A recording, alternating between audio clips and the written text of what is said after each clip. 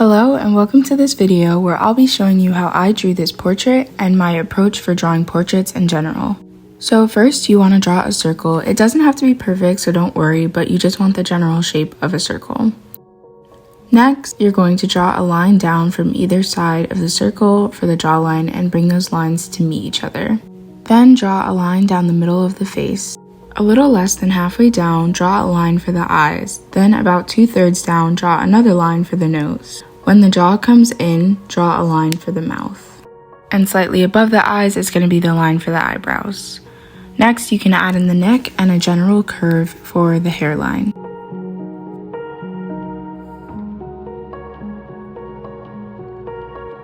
Next, the ears will usually fall between the eyebrows and the nose, so draw kind of a half oval for the ears in this region. Next, we're going to draw ovals in the center of each half of the face where the eye line is to map out the proportions of the eyes. Then draw an almond shape for each eye.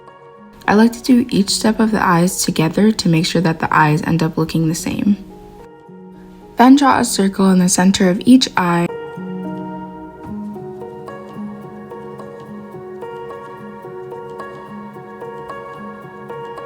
The edges of the nose line up with the inner edges of the eye, so draw a line down from each of the eyes. Draw curved C shapes for the outer edges of the nose and fill in the nostrils as you can see me doing here.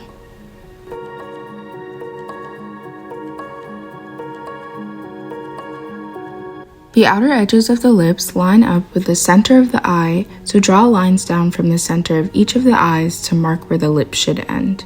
Lips differ in shape, so draw them however you would like to, but usually the top lip will dip down in the middle.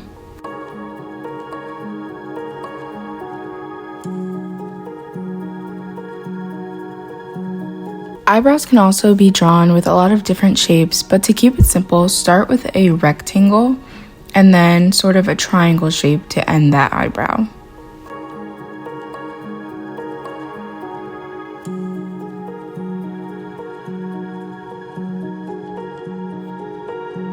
Since I was happy with all of the features that I drew, I'm just going back in and pressing harder on the pencil to darken the outlines of the face and the basic features before I add shading.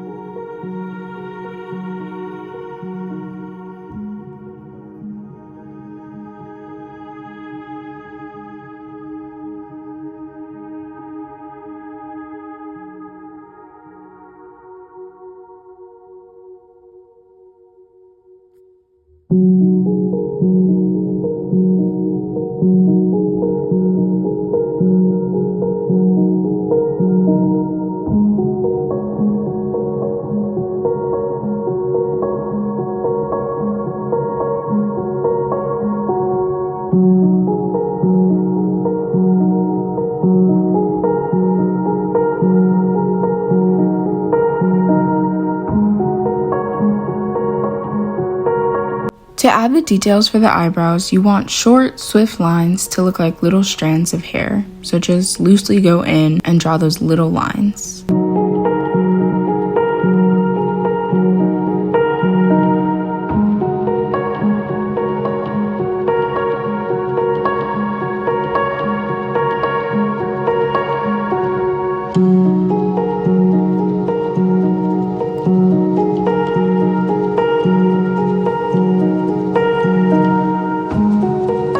So now I'm going back in with the shading to add detail to the portrait.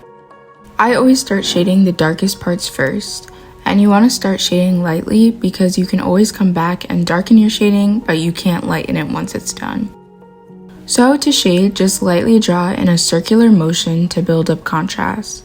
Start with your darkest parts and lightly draw over the lighter parts.